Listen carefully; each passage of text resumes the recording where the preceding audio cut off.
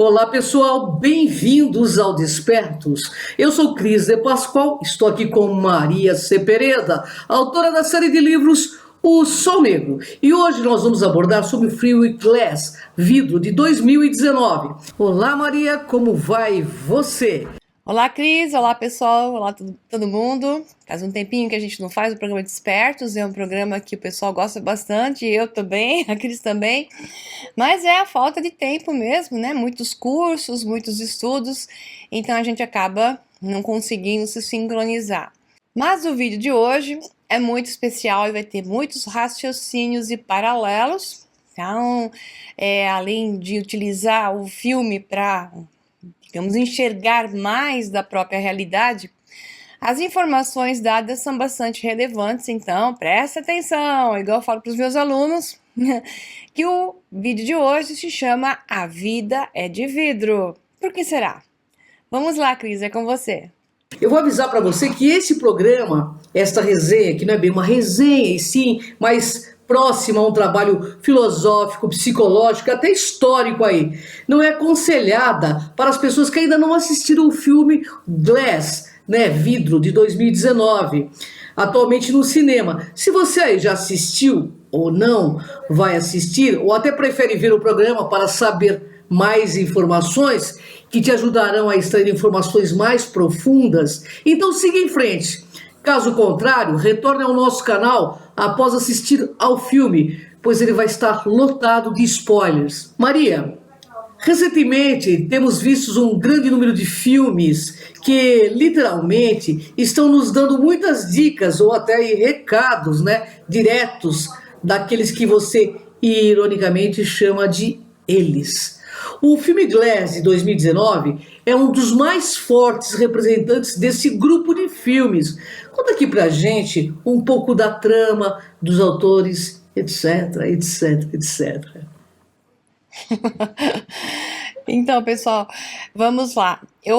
É complicado falar desse filme. Tem muita coisa para falar e o mais interessante desse filme é que o meu coração bombeou sangue a tudo no final do filme, enxergando, para variar, muitas coisas que a maioria tava lá apático, né? O cinema tava cheio, né? As pessoas apático. Aí eu observei, o filme acabou, as pessoas levantaram. Aí, você gostou? Tá bom. E você gostou? É legal, mas sei lá, né? Foi um pouco parado, só no final, tá? Eu ouvindo o pessoal, né, descendo as escadas, indo para aqueles corredores para sair ali do shopping. Então, nitidamente, a grande maioria não percebe nada. E aí, pelas críticas que eu fui procurar, né? Nossa Senhora. Um terror. Os críticos não enxergam um palmo à frente do nariz, a não ser aquele critério de sai sangue, não sai sangue, tem ação, explode tudo, a direção focou bem naqueles momentos, encheu a tela de recursos ou não encheu a tela de recursos. Moral da história. Eles não perceberam o mais importante de tudo. Então, só para mostrar um pouquinho disso, e obviamente, né, muitos críticos, principalmente os americanos, eles são pagos para falar certas coisas, porque esse filme incomoda muita gente. Parece aquela musiquinha, né? O elefante incomoda muita gente. Então esse filme revela muita coisa e incomoda muita gente. Então a crítica americana caiu matando em cima. Sempre digo o seguinte: se a crítica tá matando, vai assistir. Se a crítica rasga de elogios, deixa pra lá. Essa é a minha opinião, porque se você for, você não vai ver nada a não ser aquilo que o filme está trabalhando, aquilo que está no filme que está trabalhando para, como a Cris brincou, abrir aspas, eles, fechar aspas, para aqueles que querem implantar memórias na sua cabecinha para condicionar o teu comportamento. E esse filme aqui é deveras revelador, talvez por dois caminhos. Um, porque, de novo, abrir aspas, eles, fechar aspas, querem se apresentar de maneira mais clara agora com essa visão e condução de um governo mundial, um governo único mundial, um socialismo totalitário que se prepara com tudo para o mundo inteiro, né? Um governo central unificado, uma única oligarquia, né? Que é o que está acontecendo no mundo, e toda a manipulação levando para isso. Eu explico isso em detalhes no meu curso, que já está com mais de 80 horas gravadas de aulas, chamado O Segredo dos Deuses, a verdadeira história da humanidade. E esses cursos todos meus estão em um novo website, que é mcpereda.com.br. Aconselho vocês a entrarem lá, e lá vão localizar os cursos, né, que eu costumo dar, tanto os online, todos gravados, como os presenciais, como também as viagens que eu faço com os alunos e com os convidados, quem quiser ir junto, para conhecer aquilo que eu também chamo de a verdadeira história da humanidade. Então, tá aqui embaixo para vocês os links para que vocês possam conhecer. E isso tudo por quê? É exatamente para nós podermos enxergar mais da realidade. Eu vejo essa dificuldade, né, das pessoas enxergarem o que está por detrás, porque vocês vão entender hoje mesmo, né, um pouco do porquê disso, mas obviamente só nos cursos para você entender por completo. Então eu peguei uma resenha aqui que eu achei interessante, e talvez fosse refrescar um pouco a visão daquilo que os brasileiros costumam escrever, que boa parte das resenhas brasileiras tem muito do que foi escrito nas resenhas americanas e eles replicam. Então isso aqui é uma resenha brasileira chamada de um website chamado ovicio.com.br, tudo junto, ovicio.com.br, e diz assim: com 25 críticas computadas, sendo 15 negativas e 10 positivas, a avaliação no Rotten Tomatoes, que é tomates podres, né, aparece em 40%, enquanto a nota média está em 5,3 de 10, que é o máximo. Aí vem outro. Vidro é a maior decepção da carreira de M. Night Shyamalan, que é o nome do diretor, que também acho que trabalha na produção. Destaca o IndieWire, que é um crítico aí de um site americano. Em seus trabalhos anteriores, Shyamalan mostrou um conhecimento maravilhoso de linguagem cinematográfica e um controle magistral de câmeras. Quer dizer, é só isso que eles olham. Mas nada disso está em Vidro, que só tem algumas tomadas memoráveis espalhadas em um filme visualmente pobre e de espaço vazio. Diz Slash Film, outra crítica de outro website. Aí diz assim: M. Night Shyamalan junta a narrativa de dois dos seus grandes trabalhos originais, Corpo Fechado de 2000 e Fragmentado de 2017, e um novo também explosivo trailer de quadrinhos que é sobre a história de Vidro, Glass, né? De Corpo Fechado, Bruce Willis retorna como David Dunn, agora como um justiceiro, né? Assim como também retorna Samuel L. Jackson como Elijah Price, que é o Sr. Glass, né? Que é vidro em português. Então, após a conclusão de Fragmentado, Vidro mostra Dunn perseguindo a figura super-humana de Crumb, a fera, em uma série de crescentes encontros, enquanto a sombria presença de Price surge como um maestro que detém segredos fundamentais para os dois homens. Então, estrelado por Bruce Willis, Samuel L. Jackson e James McAvoy, Vidro chegou ao cinema no dia 17 de janeiro de 2019 e eu achei espetacular, por causa do que vocês vão perceber, que se você olhar com seus olhos comuns, você não vai ver nada disso. Mas quando você olha com os olhos de quem quer ver, tem um recadão lá, muito interessante. Aí diz essa resenha, continuando pela mesma resenha: como já foi mostrado e divulgado a exaustão nos trailers, esse filme aqui é a continuação dos fatos ocorridos em Fragmentado, em uma narrativa linear. Sabemos que a besta está solta e que David Dunn, que é o Bruce Willis, está interessado em capturá-lo, cumprindo seu papel de herói na história. Então ele era um justiceiro, protetor, assim. Logo no começo, sem muita enrolação, já vemos esse pequeno e aguardado confronto, né? Aí tem uma outra resenha, chama Toca tocoterror.com, onde o foco dessa página é tudo que tenha terror. Então, tocoterror.com, tudo junto, ele quer coisa de terror. Então, ele esperava sangue explodindo no filme, na tela, respingando. E como isso não aconteceu no filme, olha a resenha dele. No caso de Vidro, quem se encarrega em cortar o barato da onda aventuresca é a psicóloga vivida por Sarah Paulson, que junta cada um deles em uma espécie de terapia de grupo. E apesar dela querer ser uma caçadora de mitos, explicando de maneira cética situações extraordinárias que envolvem os personagens, veremos depois que o papel dela vai bem mais além. Em matéria de filme de suspense e terror, que não é o caso, Vidro não funciona muito. Esse é o ponto de vista dele. Mal tem sangue em cena, inclusive a cabecinha do ser. No entanto, se você busca um filme que possa problematizar relações de mocinho e bandido em uma área ainda subestimada como a das HQs, né? Pode ir fundo e encarar esta empreitada de Shyamalan. E assim como ocorreu em Corpo Fechado, o diretor entregou um filme que não apresenta o que a gente quer, mas o que o fã de quadrinhos merece. HQ são os quadrinhos, né? E aí ele fala que o que a gente quer, a turma dele, quer ver sangue, entendeu? Então, claro que esse tipo de resenha e resenhista e pessoas que querem ver isso nos filmes não gostaram de Vidro, né? Mas é isso, Cris. Agora é com você.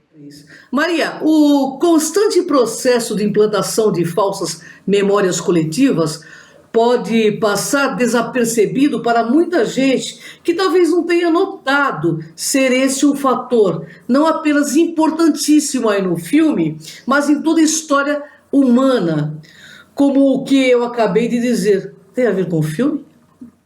Que como, Cris? A parte que escapa, claro, só acho que 95% dos meus alunos que assistiram um webinário meu, que faz parte desse curso, até a verdadeira história da humanidade, onde eu falo de implantação de memórias, viu a história de uma psicóloga, PhD, chamada doutora Julia Shaw, e seus livros. Então, é inevitável a comparação, a inspiração do Shyamalan foi em cima dela, da Julia Shaw, que eu já vou explicar quem é, para criar a personagem da Ellie Staple. É o nome dela, né? Ela tem até a figura da Julia Shaw já um pouco mais dramatizada, mas o cabelo, assim, a tentativa de fazer aquilo que a própria Julia faz, que eu já explico para vocês, é incrível. Então, quem conhece o trabalho da Julia, já leu os livros dela, que não é o meu caso, sabe muito bem que ele usou isso porque a Julia está na moda e está sendo bem patrocinada, porque o assunto que ela trabalha e ela pesquisa interessa muito. Interessante que o termo staple é grampo, né? Então, ela faz o quê? A Ellie, interessante que né, tem a ver com, digamos, a primeiro colocação do nome de Deus. Esse L-I-E teria a ver com espelhamento, né? Porque tudo que tem ili, L, né, é um espelhamento de dois lados que se repetem. Então é interessante o termo, o nome que foi usado, Ellie Staple, que significa um espelho um espelhamento que grampeia. Ou seja, há uma obstrução. É isso que ela faz. O papel dela é obstruir o caminho dos que estão se desenvolvendo, se estão se descobrindo, né? Mas a Julia Shaw, vamos colocar uma imagem dela aí para vocês, né? Bonita ela. Nascida em 1987, uma psicóloga alemã, canadense, porque ela nasceu na Alemanha e jovenzinha, pequenininha, foi para o Canadá e é escritora de ciência popular, especializada em falsas memórias, entendeu? Shaw nasceu em Colônia, na Alemanha, e cresceu no Canadá em 2004. Ela iniciou seu bacharelado em psicologia na Simon Fraser University. Ela completou um mestrado em psicologia e direito da Universidade de Maastricht, na Holanda, e em 2009 retornou ao Canadá e recebeu um PhD né, um doutorado na Universidade de Columbia, da Colômbia Britânica, intitulada Construindo Falsas Memórias do Crime Cometido, alguma coisa assim na tradução. Shaw permaneceu no Canadá, né, como professora da Universidade de Waterloo e na Universidade da British Columbia.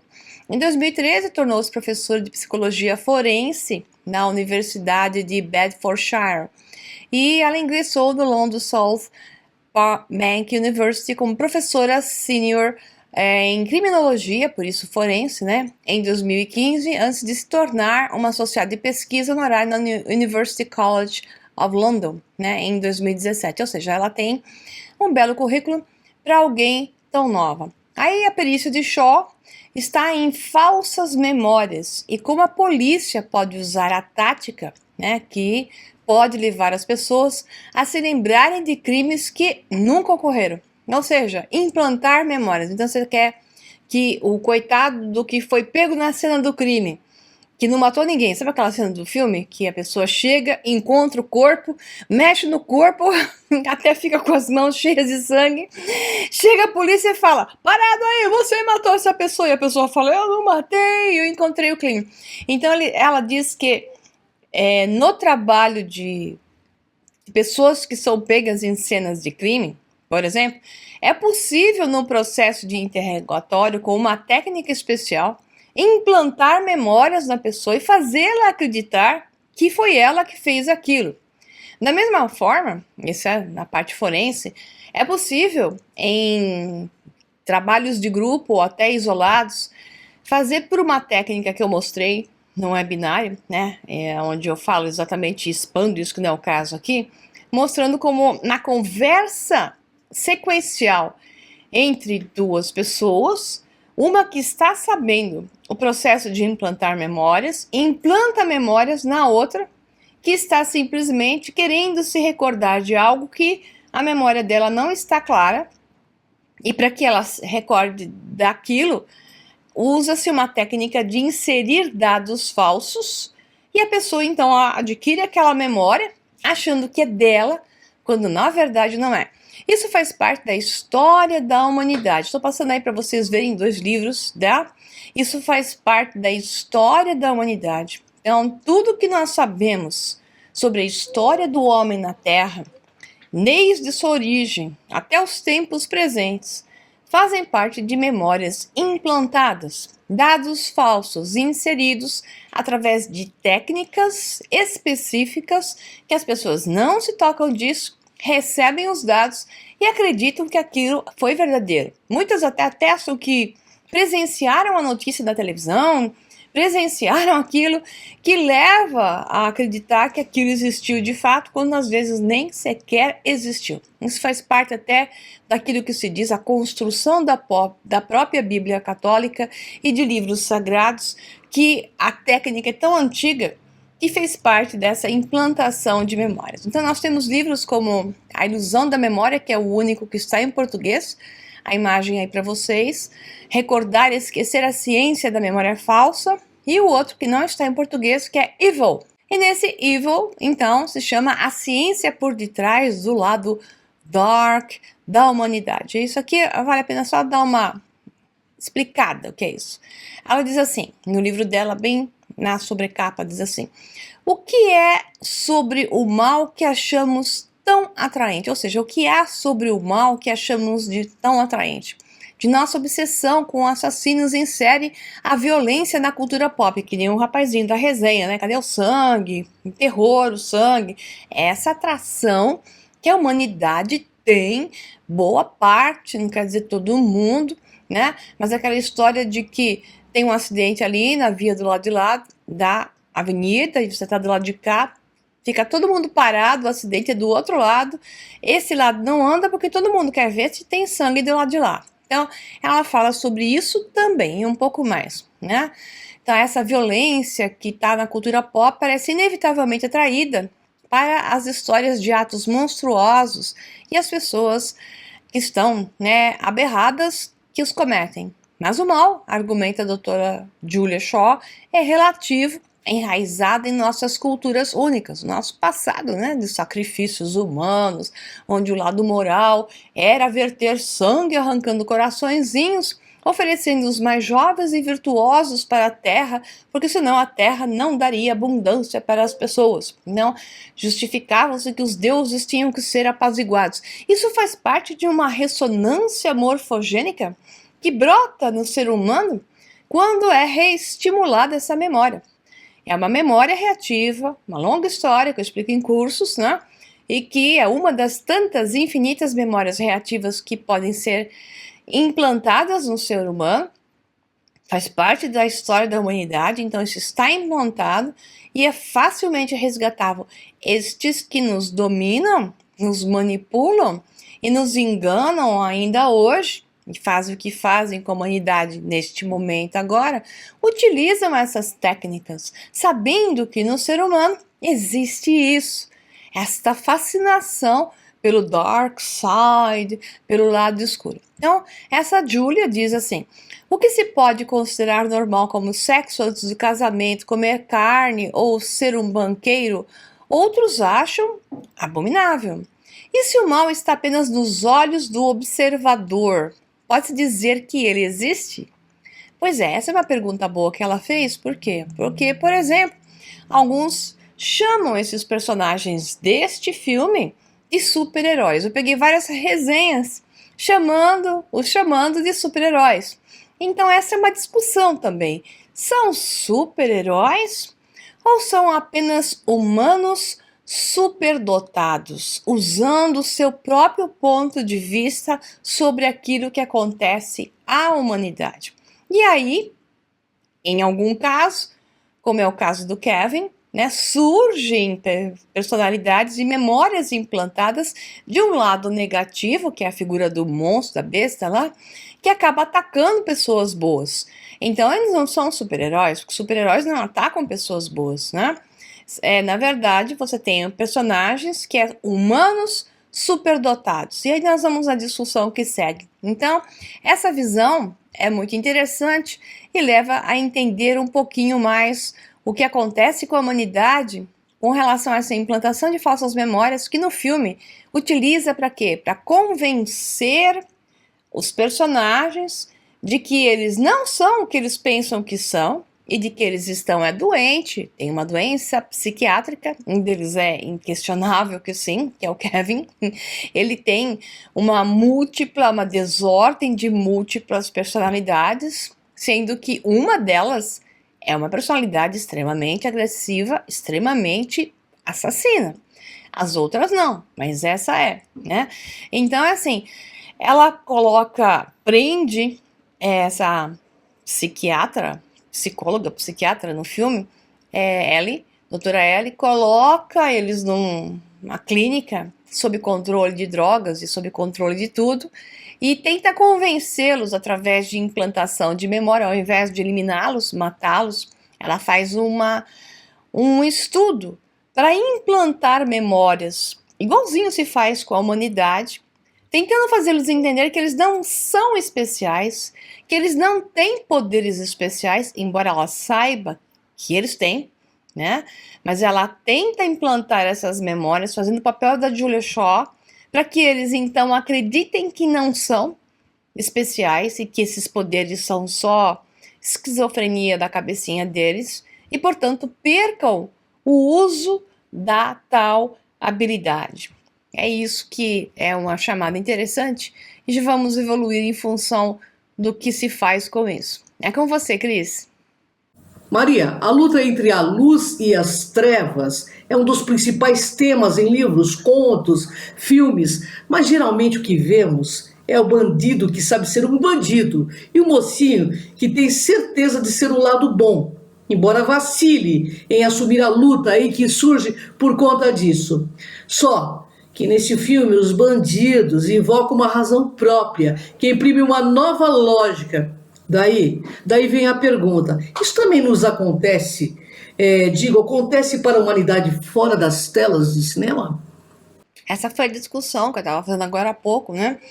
Qual é a razão que move esses seres e qual é a lógica que eles estão utilizando. Então, em que condições está a mente deles, desses supostos seres superdotados, para que possam julgar corretamente aquilo que de fato tem que fazer?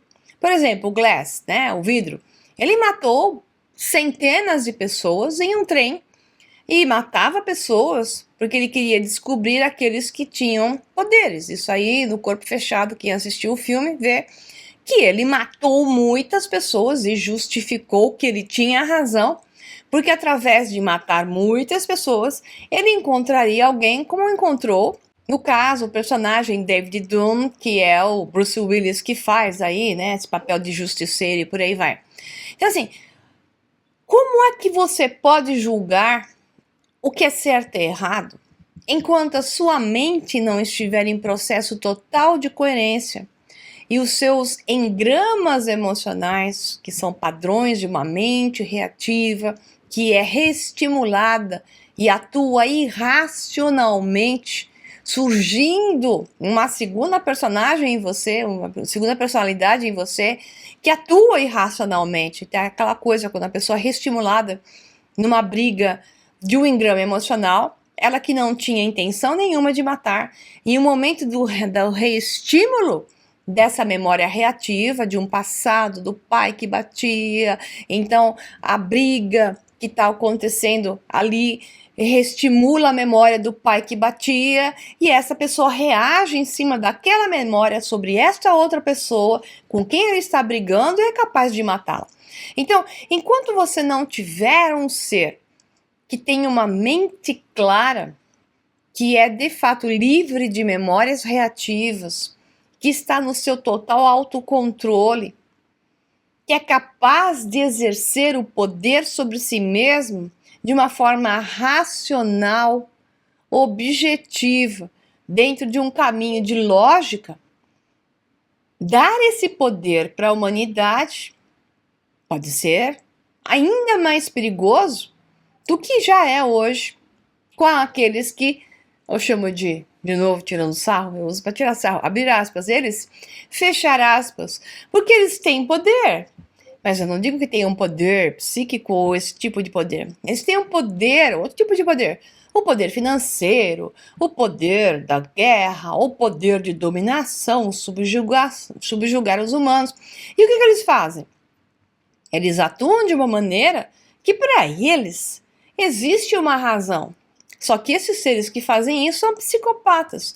Os que dominam a humanidade hoje são psicopatas, loucos, cheios de memórias implantadas, né? Cheios de memórias reativas. Que a visão deles é a visão de em direção à destruição e não em direção à sobrevivência da melhor forma possível. Já visto o que acontece com o mundo, que quando eles põem a mãozinha é para suprimir, destruir, matar, dominar e aí vai. Então, estas mentes são mentes doentes.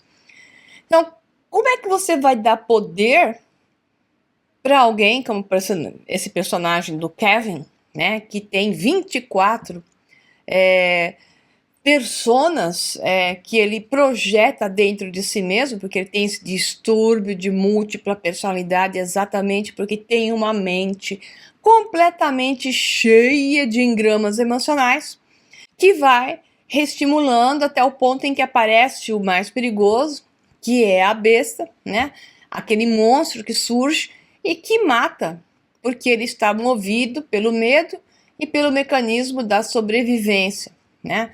E vê tudo que está à sua frente como um inimigo mortal. Então, como é que se pode dar um poder assim para a humanidade? Então, qual que é a razão que existe, né, quando você tem uma luta entre luz e trevas, que é exatamente a luta da luz, que é o padrão de coerência, assumir o comando sobre as trevas, que é o padrão da falta de coerência, falta de ordem. As trevas são o caos, por isso que caos se vê como gelo, como frio, né? Nas lendas, nos mitos, o caos é sempre frio, gelado. E a ordem vem com o calor, com o sol, com a visão solar. Mas esta ordem sobre o caos, ela só assume quando se vem num padrão de lógica e coerência. Então, todo esse padrão de razão que tem que ser impresso para que uma humanidade possa tomar conta de si mesma e possa assumir o poder que tem, o poder pessoal, só pode ser feito a partir de um dado de mentes sem esse padrão de mente reativa.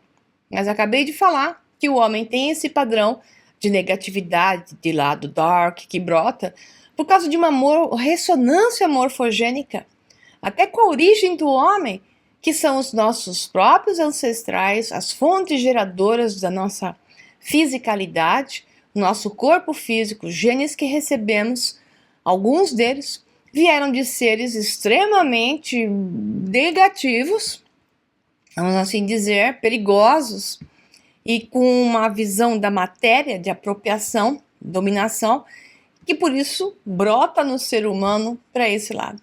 Então, essa luta vai estar sempre presente enquanto a humanidade não encontrar o seu caminho.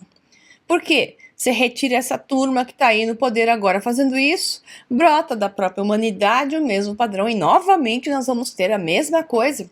Então, enquanto a humanidade não se alterar, não se desenvolver dentro dela, não encontrar o seu próprio eu, não encontrar o seu nível de coerência, expandir a consciência no nível de ser realmente capaz de se ver no meio do outro num processo de equilíbrio e não num processo de luta, de apropriação, porque a visão da mente que não está clara, ela enxerga o outro como trevas, sendo que talvez ela esteja em maior nível de trevas do que o outro.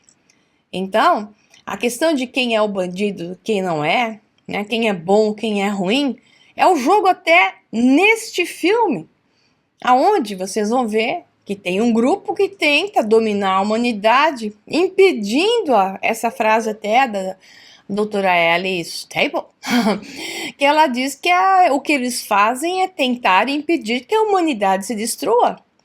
Porque a humanidade, obviamente, ela é perigosa, e se ela descobrisse o poder que está em si mesma, ela poderia destruir-se ainda mais. Será?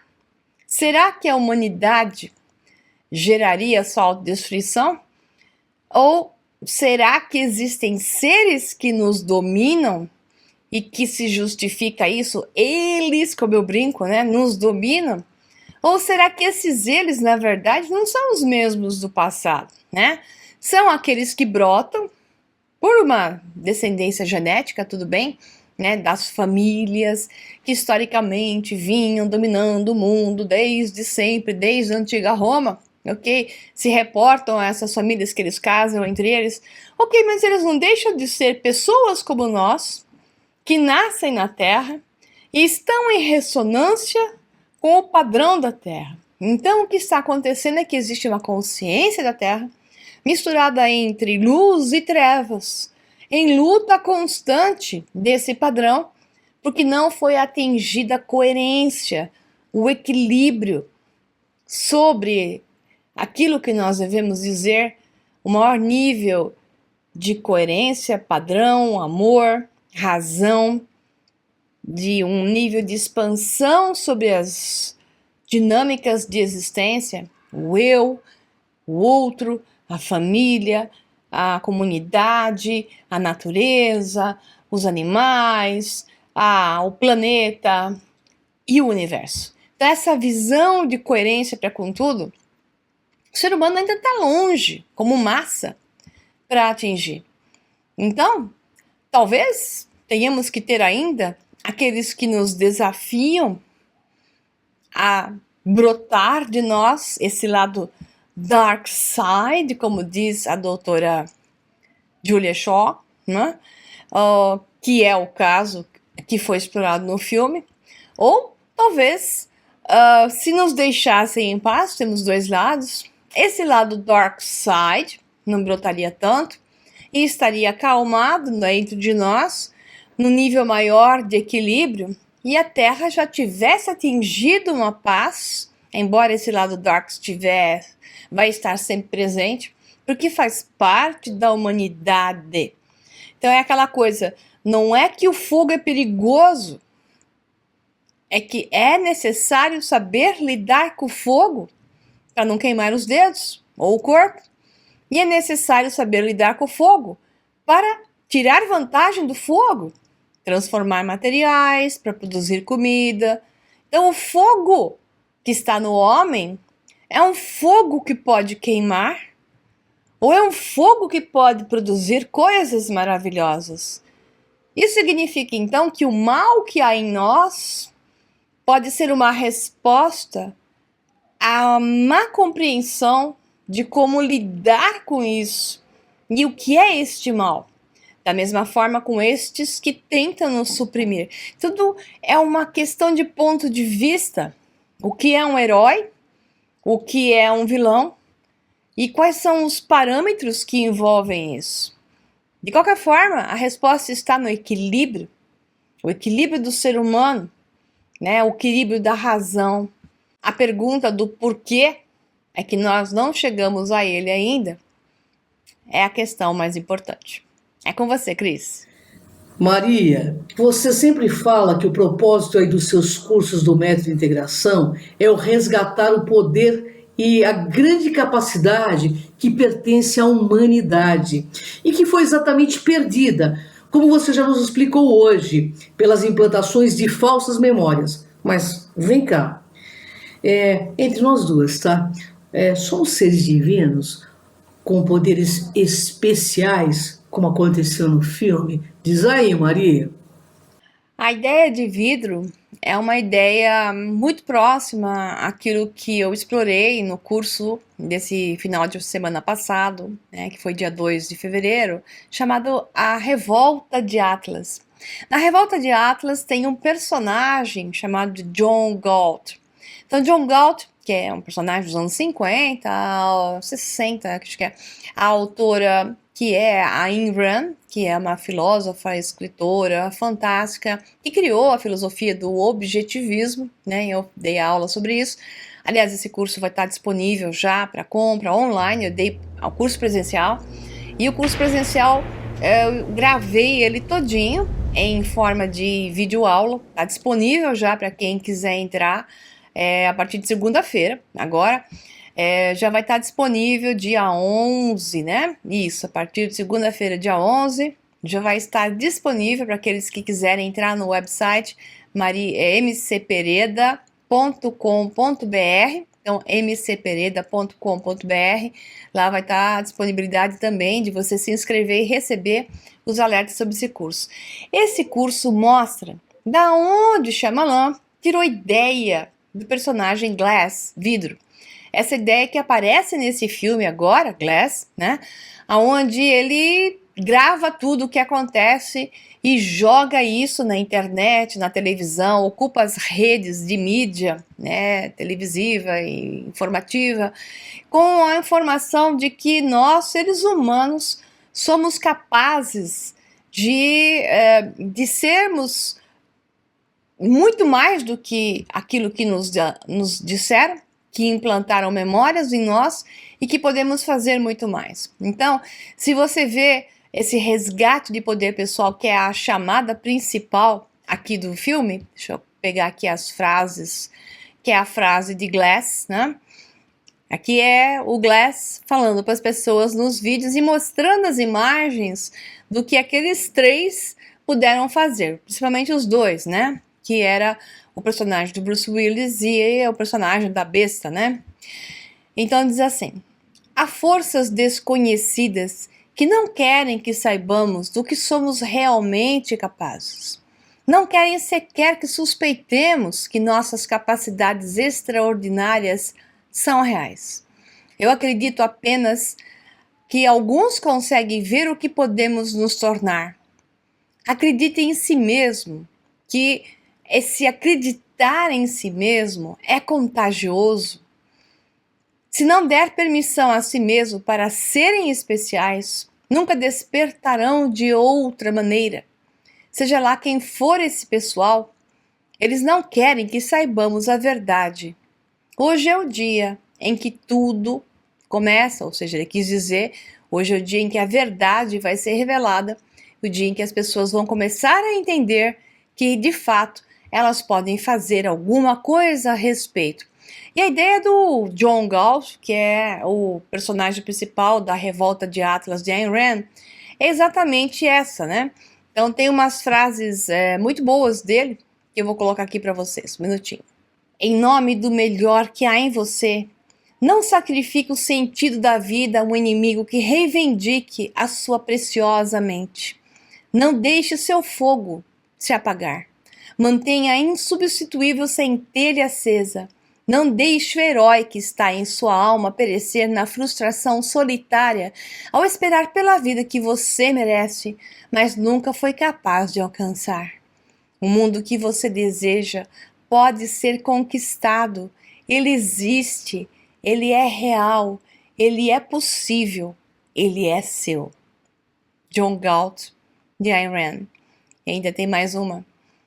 Alguns desistem ao primeiro toque de pressão. Alguns se vendem. Alguns definham através de graus imperceptíveis e perdem sua chama, jamais sabendo quando ou como a perderam. Então, esta novamente é Ayn Rand e é o foco dos meus cursos. Quando eu falo em método da integração, eu tenho um guarda-chuva de cursos, onde cada um deles busca aspectos para o despertar do ser, através de informação, mostrando que nós somos muito mais do que isso que nos contaram, compreendendo, fazendo as pessoas compreenderem através de dados que as memórias são falsas, são implantadas, como esse filme brilhantemente mostra, que sim, o ser humano é muito mais poderoso, que o ser humano foi criado ouvindo, que é incapaz, que nasceu no pecado, que é um pobre coitado, que necessita alguém que o domine, necessita alguém que esteja acima dele, que mande nele, e que ele tem que dizer, então, que o que é aquilo que ele tem que fazer seja dito por um outro, que o outro decida sobre sua vida, né? E o foco dos meus cursos, e como é o caso desse, da Revolta de Atlas, foi mostrar que está na hora das pessoas dizerem basta, basta. Só que, como bem mostra o filme também, esse aqui do Glass, né, do vidro, as pessoas só podem falar basta da maneira certa e com a energia certa e com a compreensão certa quando atingirem a razão. Porque senão eu vou ter que dizer que esses personagens, que a Cris vai perguntar agora quem são eles do filme, talvez tenham razão, porque o ser humano é altamente perigoso. Mas ele é altamente perigoso porque ele é colocado em situações e lhe é dada uma vida oprimida que gera esses engramas emocionais, que geram memórias de dor, que geram as distorções que se veem no personagem do Kevin, com essas múltiplas personalidades, essa desordem enorme, gerando uma delas um ser de